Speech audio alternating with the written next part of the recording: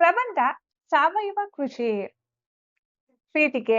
ಭೂಮಿಯೇ ಮಾನವನ ಬದುಕಿನ ಆಧಾರ.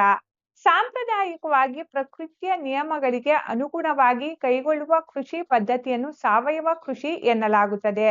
ಪ್ರಸ್ತುತ ದಿನಗಳಲ್ಲಿ ರಾಸಾಯನಿಕ ಗೊಬ್ಬರಗಳ ಅತಿಯಾದ ಬಳಕೆಯಿಂದ ಜಲ, ಮಣ್ಣು ಮತ್ತು ಆರೋಗ್ಯ ಹಾಳಾಗುತ್ತಿದ್ದು, ಇವುಗಳಿಗೆ ಮುಕ್ತಿ ನೀಡಲು ಸಾವಯವ ಕೃಷಿ ಅತ್ಯಗತ್ಯವಾಗಿದೆ. ವಿಷಯ ವಿಸ್ತರಣೆ.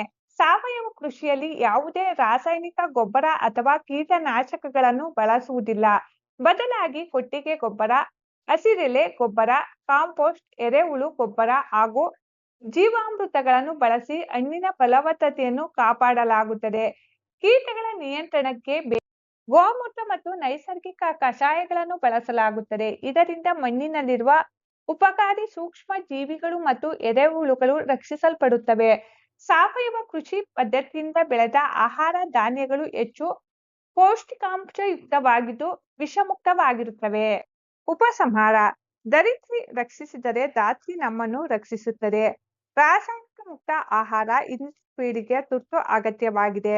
ಪ್ರಕೃತಿಯ ಸಮತೋಲನವನ್ನು ಕಾಪಾಡಲು ಮತ್ತು ಮಾನವನ ಆರೋಗ್ಯ ವೃದ್ಧಿಸಲು ಪ್ರತಿಯೊಬ್ಬ ರೈತರು ಸಾವಯವ ಕೃಷಿಯತ್ತ ಮುಖ ಮಾಡಬೇಕಾಗಿದೆ ಹಾಗೂ ಸರ್ಕಾರಗಳು ಇದಕ್ಕೆ ಸೂಕ್ತ ಪ್ರೋತ್ಸಾಹ ನೀಡಬೇಕಾಗಿದೆ.